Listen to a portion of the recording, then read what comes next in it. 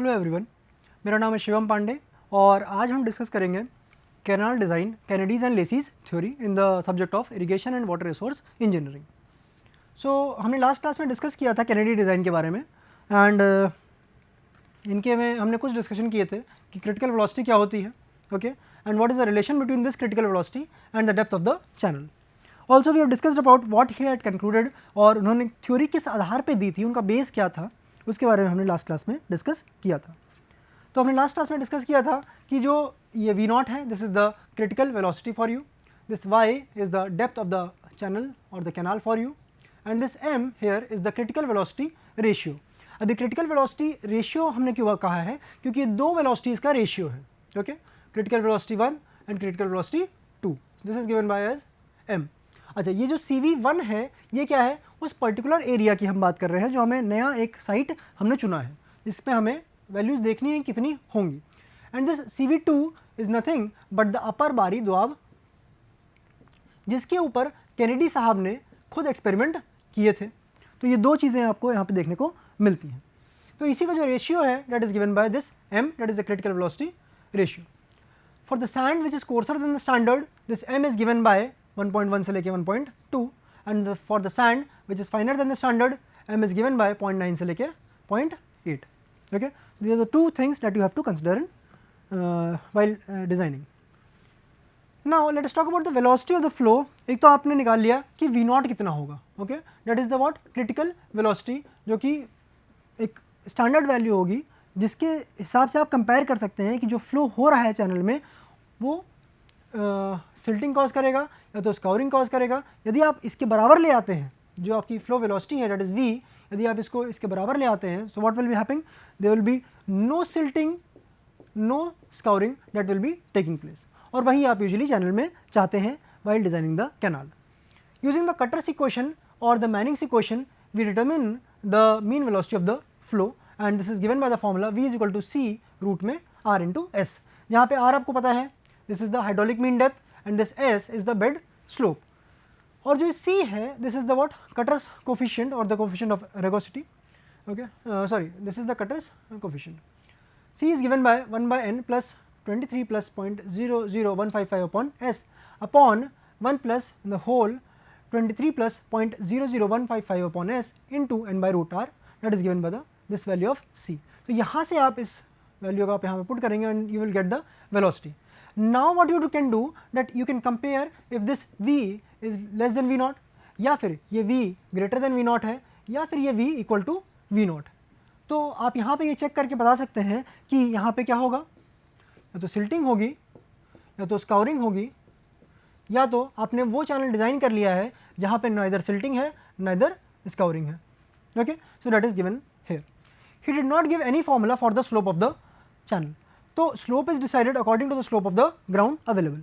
अब मैं यदि आपसे कहूँ यहाँ पे, तो इन्होंने कैनेडी साहब ने तो कोई स्लोप का फॉर्मूला नहीं दिया था, but based on the experience, okay, and also you can use the Woods table।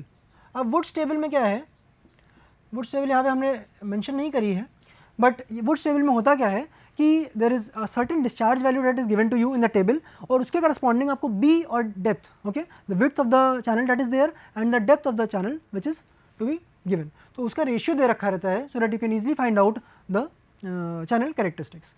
तो this slope of the channel can be found out from there. Now let us see what is the design procedure of the Kennedy's theory। तो इसी के आधार पे हम आगे numericals को भी देखेंगे, तो यहाँ पे आप इसको समझने की कोशिश करिएगा, इसी को हम आगे न्यूमेरिकल्स में समझने का प्रयास करेंगे। First step is you have to assume a trial depth y। तो आप इससे ये समझ सकते हैं कि ये ट्रायल एंड एरर मेथड है।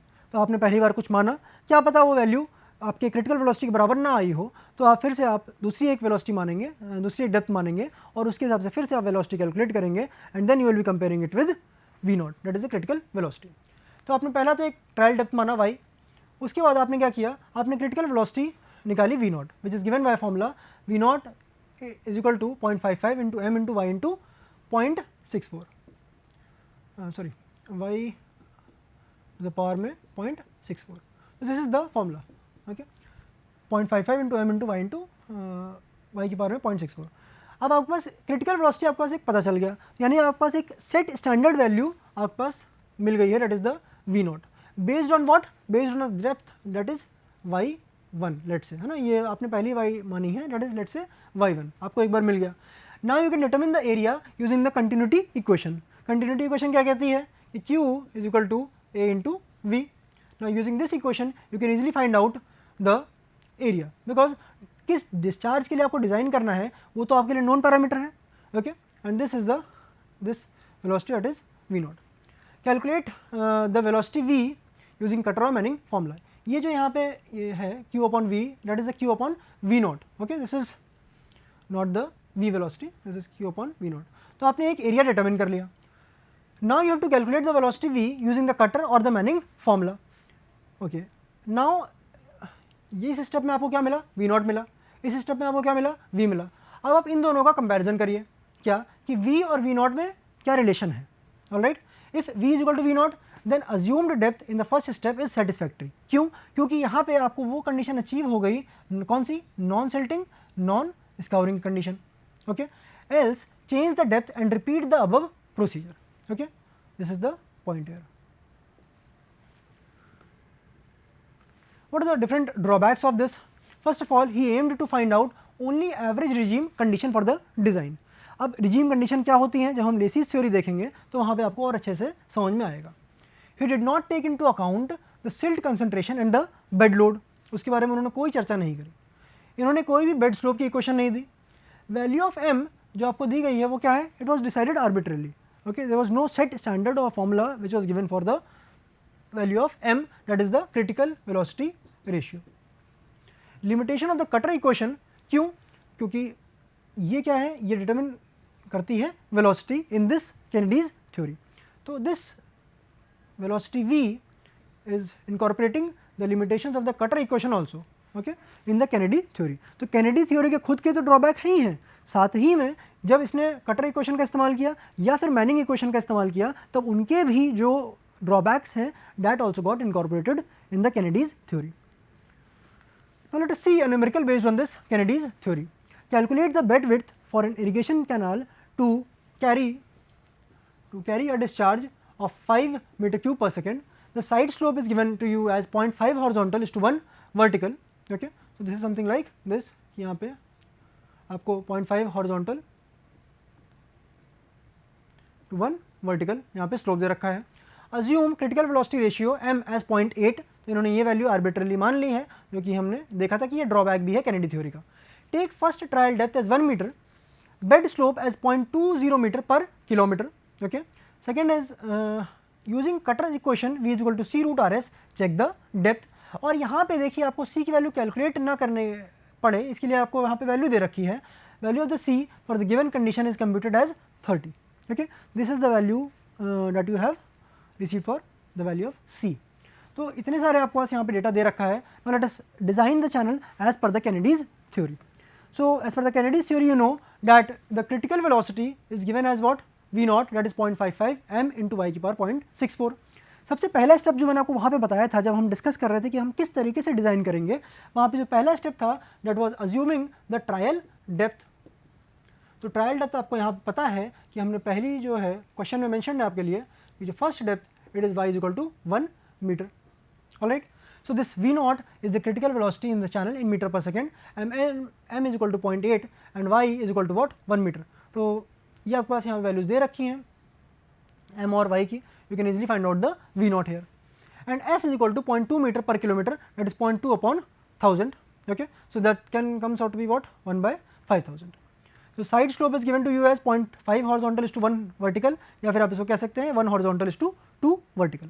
तो आपके पास यहाँ पे ये वैल्यूज मौजूद हैं. अब हम एक एक करके अलग अलग ट्रायल्स करेंगे. First trial you can see here y is equal to 1 meter. पहला स्टेप क्या था, आप ट्रायल डेप्थ मान लिया आपने. ओके, सेकेंड स्टेप क्या था, आप क्रिटिकल वेलोसिटी निकालिए. क्रिटिकल वेलोसिटी निकालने के लिए जो आपके पास फॉर्मूला यहाँ पे मौजूद है that is 0.55 m into Y की पावर में 0.64. तो y आपका डेप्थ है, this depth is given to you here. m is the critical velocity ratio that is 0.80 and you get this v not that is the critical velocity as 0.44 metre पर second.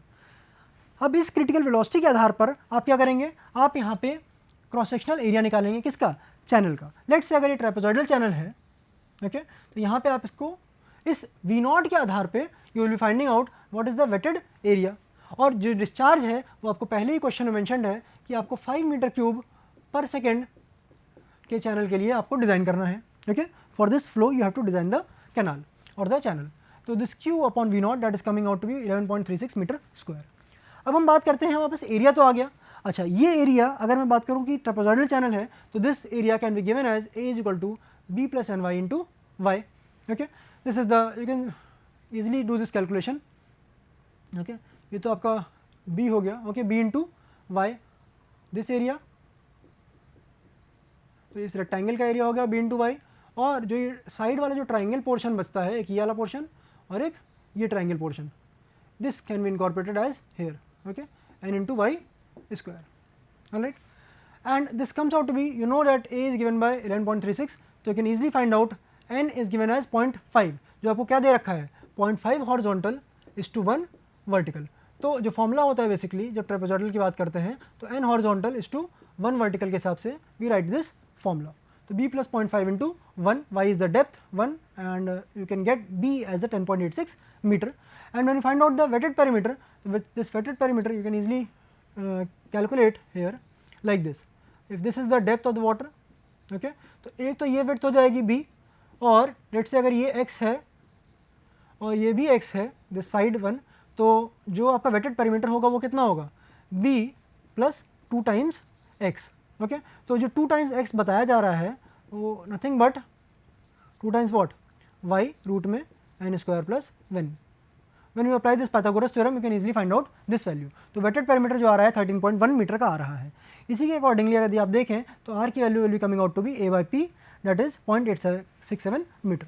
आपने ये सारी values निकाली। Now you have to find out the actual velocity. Now this actual velocity can be calculated by the formula using Kutter equation और the Manning's equation. तो यहाँ पे आपके पास जो डेटा दे रखा है वो कटर इक्वेशन का दे रखा है, v is equal to C root R S. So this comes out to be c that is given to you as 30, r जो आपने अभी यहाँ पे निकाला है that is 0.867 and s that is the bed slope जो कि कितना है 0.2 अपॉन 1000, यानी कि फिर आप ये ऐसा कह सकते हो कि 1 upon 5000। This v comes out to be 0.395 metre पर सेकेंड। तो इतनी सारी कैलकुलेशन में आपको एक चीज़ समझ में आएगी कि हमारे पास 2 इंपॉर्टेंट टर्म आ गए हैं, v नॉट जो कि है 0.44 मीटर पर second and the velocity v this is coming out to be 0.395 metre पर सेकेंड। तो यहाँ पे आप देख सकते हैं क्या कि v is less than v naught, is it so? Yes, it is there, v is less than v naught, यानी कि क्या है वेलोसिटी कम है किससे, दिस क्रिटिकल वेलोसिटी से, यानी इस चैनल में क्या होगा, इस चैनल में सिल्टिंग प्रॉब्लम विल अकर। तो आपको बार बार सिल्ट रिमूवल के लिए कुछ ना कुछ मेजर्स लेने पड़ेंगे। So this problem will be faced by you. So this trial depth you assumed was not appropriate, so you will be designing with another trial depth now. So this is y is equal to 0.7 metre. अब हमारे पास जो भी designing होगी वो हम इसके आधार पे करेंगे। ऑलराइट, तो यहाँ पे जो सेकंड स्टेप है हमने देखिए यहाँ पे क्या किया, वी नॉट निकाला based on which Y, this Y, okay, that is 0.7 metre, this value you have kept here. इसी के आधार पे आपने ए निकाला। ए निकालने के बाद सेम आपने ट्रापेजॉइडल चैनल एज्यूम किया जिसके पास कुछ ना कुछ वेटेड एरिया होगा, कुछ ना कुछ वेटेड पेरीमीटर होगा। So you find out the value of B by putting the value of A from this value that you have found out using the critical velocity. तो आपके पास विड्थ भी आ गया and you have also got the wetted perimeter and then you determine the hydraulic mean depth या फिर hydraulic mean radius that is 0.661 metre. Now using Kutter's equation similarly you have found out what v is equal to c root rs, herein r has changed that is 0.661 metre. Alright, बाकी जो slope है वो तो same है, उसमें कोई दो राय नहीं है, ये तो सेम है 0.2 upon 1000। This v comes out to be 0.345 metre पर सेकेंड। तो जो y डेप्थ है 0.7 मीटर के लिए, इसके लिए जो v नॉट वैल्यू आ रही है this is coming out to be 0.350 metre पर सेकेंड एंड जो v वैल्यू आ रही है दैट इज 0.345 मीटर पर सेकेंड। अभी बहुत ही माइन्यूट डिफरेंस है, but the problem is that कि v is less than v naught, यानी कि अभी भी सिल्टिंग प्रॉब्लम अकर करेगी ही करेगी, silting problem will again occur. So we again assume a trial depth, but इस बार हम क्या करेंगे, थोड़ा सा और थोड़ी कम ही डिफरेंस पे ट्रायल डेप्थ को हम अज्यूम करेंगे। So this y is equal to 0.65 metre, इसके करस्पॉन्डिंग जो v नॉट की वैल्यू आई critical velocity that is 0.334 metre पर सेकेंड, जो करस्पॉन्डिंगली एरिया आना चाहिए आपको डिजाइनिंग के लिए that is 14.97 metre square. a is equal to b plus N Y into Y. So this b width base width, I would say, bed width, I would say, this B is coming out to be 22.71 meter, wetted perimeter is 24.16 meter, R is 0.62 meter, and the actual velocity V is equal to C root RS, this comes out to be 0.334 meter per second, जहाँ पे R की value क्या हुई जो आपने अभी इस step में निकाला है, that you will be using. So यहाँ पे यदि आप देखें तो V is equal to V naught, that is equal to 0.334 metre पर सेकेंड. तो ये आपके पास वो कंडीशन अचीव हो गई है जहाँ पे ना तो सिल्टिंग होगी ना तो स्काउरिंग होगी, neither silting nor scouring will take place. So you can easily assume कि B की वैल्यू 22.71 मीटर होगी and it will be for a trial depth of 0.65 metre. Alright. So with this we come to an end of the Kennedy's theory. और वहाँ पे आपने देखा कि हमने 3 ट्रायल करे और हमने देखा कि अच्छा पहली बार हमारा ट्रायल सही नहीं हुआ, there was an error, and then again we did another trial with a trial depth of 0.7 metre. वहाँ पे भी कुछ डिफरेंसेस आए हमारे एक्चुअल वेलोसिटी में, that is the velocity of the flow and the critical velocity में. So we again did a trial experiment with a depth of 0.65 metre और उसके आधार पे हमने क्या कहा कि अच्छा अब तो हमारा जो क्रिटिकल वेलोसिटी है और जिस वेलोसिटी से पानी फ्लो करेगा कैनाल में वो दोनों बराबर आ गए हैं, यानी कि अब ना सिल्टिंग की प्रॉब्लम होगी ना ही स्काउरिंग की प्रॉब्लम होगी. इन केस अगर मान लीजिए कि हमने 0.60 ले लिया होता तब क्या होता, डेप्थ और कम हो गई होती, डेप्थ कम हो गई होती तो क्या होता, वेलोसिटी थोड़ा सा पानी का बढ़ जाता, वेलोसिटी बढ़ता तो क्या होता, वहाँ पे स्काउरिंग की प्रॉब्लम आनी स्टार्ट हो जाती. तो उस केस में क्या होता कि the critical velocity would have been lesser than the actual velocity, यानी कि v की वैल्यू बढ़ गई होती, यानी कि उस केस में हमारे क्या होता, स्काउरिंग की प्रॉब्लम कॉज होनी शुरू हो जाती. ओके, सो हमें एक ऐसा बैलेंस ढूंढना पड़ता है जहाँ पे you will be getting no silting no scouring condition. Same चीज़ हम लेसी डिज़ाइन में भी देखते हैं कि यहाँ पे भी क्या हो, ऐसी आप वेलोसिटी निकालिए जिसकी वजह से अगर मैं कहूँ एवरेज में वहाँ पे आपको क्या होगा, वहाँ पे आपको ना सिल्टिंग मिले ना स्काउरिंग मिले. With that velocity you can design the canal और the channel. So in the Lacey's theory that was given in 1939, based on his experiments and the previous investigators' experiments, he gave more general applicable equations designing a channel. Kennedy theory एक first attempt था यहाँ पे और उसके बाद फिर लेसी ने बहुत सारे जो बीच के इन्वेस्टिगेटर्स थे उनकी थ्योरीज को इनकॉर्पोरेट किया और फिर उसके बाद फिर उन्होंने अपनी रिफाइंड थ्योरी निकाली और खुद के कई सारे फॉर्मुलेज उन्होंने मेंशन किए जो कि हम आगे देखेंगे. और इवन हम यहाँ पे रिजीम के बारे में बात करेंगे. रिजीम क्या होता है, इनिशियल रिजीम क्या होगा, फाइनल रिजीम क्या होगा. रिजीम हम जो बात उठाते हैं वो है क्या चीज़. ओके, यहाँ पे कुछ टर्म्स हैं, पहले वो समझिएगा, उसके बाद हम आगे डिस्कशन स्टार्ट करेंगे. First is the incoherent alluvium. It is a soil composed of loose granular graded material which can be scoured with the same ease with which it is deposited. यदि मैं कहूँ कि सिल्ट है, बहुत ही महीन particle होता है सिल्ट. ओके, अब ये सिल्ट क्या हुआ, पानी में फ्लो कर रहा था. Okay, this was flowing in the water and क्या हुआ कि वेलोसिटी थोड़ा सा चैनल में कम हो गई. अब वेलोसिटी कम होने के कारण क्या हुआ कि the silt got deposited and the silting phenomena occurred. अब वहाँ पे सिल्टिंग हो गई.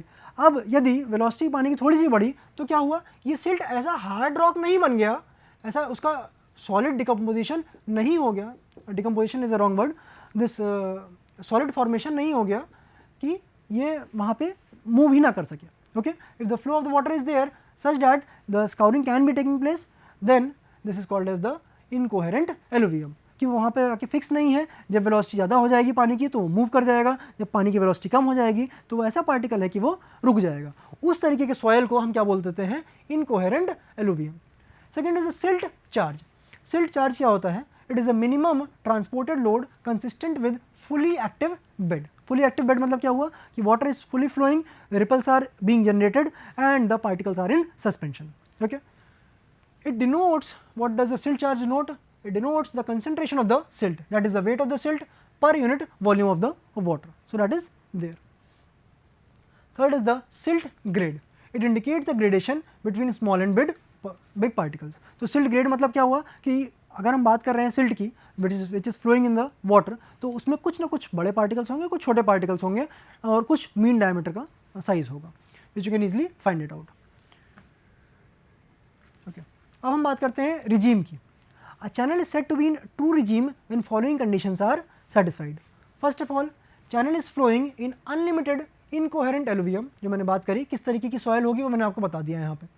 of the same character as that transported by water. Okay, तो रिवर से कैनाल में कुछ पानी आया, वो जिस प्रकार का भी मटेरियल था उसमें वही सेम यहाँ पे चैनल में भी मौजूद है. ओके, सो द सिल्ट और the incoherent alluvium is the same as that transported by the water. Second point, silt grade and silt charge are constant, वो भी चेंज नहीं हुए हैं. रिवर से कैनाल में आ रहा है पानी और सेम ही पार्टिकल आपके पूरे अलॉन्ग द लेंथ मौजूद है. Discharge is constant, there is no change in discharge, that is being assumed in the Lacey's theory. यदि ये तीनों कंडीशन सेटिस्फाई होती है then the your channel is in true regime. True regime क्या होता है अभी हम आगे बात करेंगे. ओके, पहले देखिए इनिशियल रिजीम क्या होता है. It is a state of the channel that has formed it's section only and not yet secured the longitudinal slope. अच्छा, अब देखिए यहाँ पे यदि मैं बात करूँ कि this is the channel here, इसका अगर 3D सेक्शन हम देखें थोड़ा सा,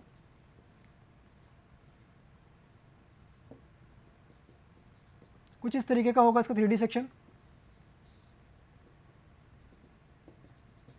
okay, this is this and this is this. तो ये जो आपका क्रॉस सेक्शन एरिया आपको दिख रहा है आपको, okay, this is the cross section area.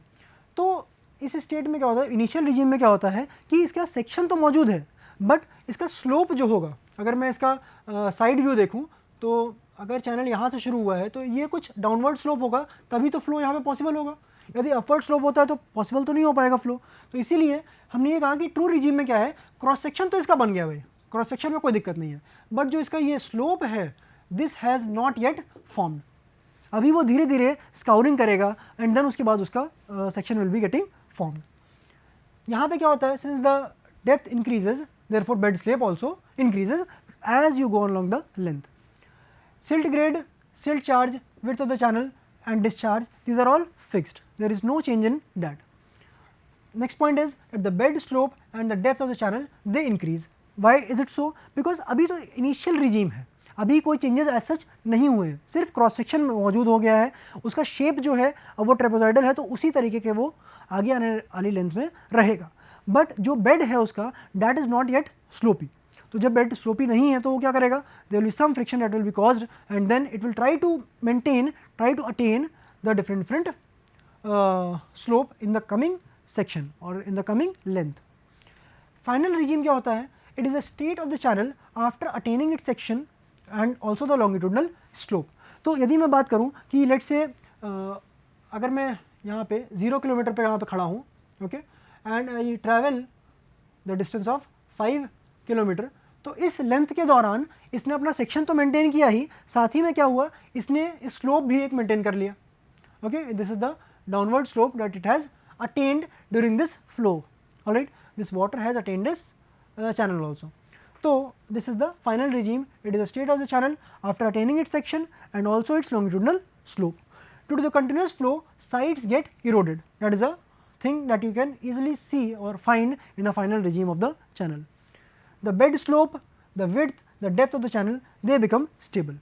Okay, initial regime में क्या होता है, स्काउरिंग एक्शन के कारण they get changed, they get modified, they again adjust themselves and then again some changes will be occurring. जब ये इनिशियल रिजीम वाली condition continuously change होती रहेगी जब तक आप फाइनल रिजीम में नहीं पहुंच जाते, या फिर मैं कहूँ जब तक चैनल या कैनाल फाइनल रिजीम में नहीं पहुंच जाता. Okay, so in the initial regime bed slope varies, cross section of wetted area, this wetted perimeter, this remains unaffected, इसमें कोई चेंज नहीं आता है. पर बेड स्लोप वेरी करता है. क्यों वेरी करता है, मैंने आपसे पहला ही पॉइंट बोला था कि यहाँ पे जो क्रॉस सेक्शन है वो फिक्स हो गया है, बट स्लोप जो लॉन्गिट्यूडनल स्लोप है वो चेंज होता रहेगा, अभी वो फिक्स नहीं हुआ है, इसीलिए पहला पॉइंट. फाइनल रिजीम में क्या है, all variables are free to vary as they tend to achieve stability for the channel. Final regime में आते आते क्या होगा, लॉन्गिट्यूडनल स्लोप भी स्टेबल होने लगेगा और आपका जो क्रॉस सेक्शन है वो भी मोर और लेस स्टेबल कंडीशन में पहुंच जाएगा.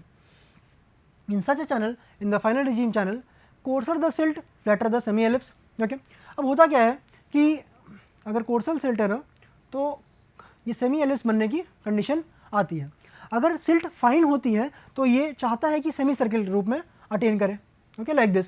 Alright, so this is the thing which is usually seen when the different particles are there. Now let us take a few points here also.